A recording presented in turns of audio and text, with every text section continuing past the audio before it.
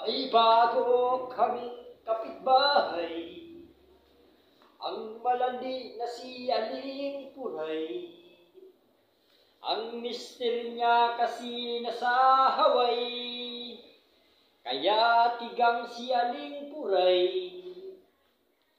At inaakit niya si tatay. Si tatay naman, tulo ang laway.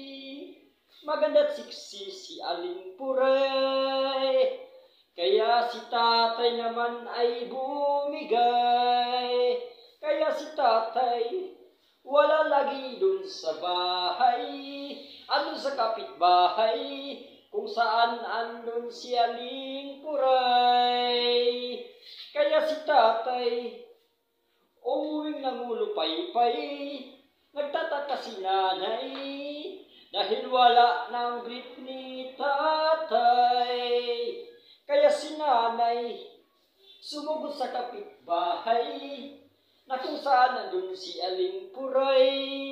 Pero pag-abot ni nanay sa bahay, nakasarado ang bahay ni Aling Puray, na sa likod bahay.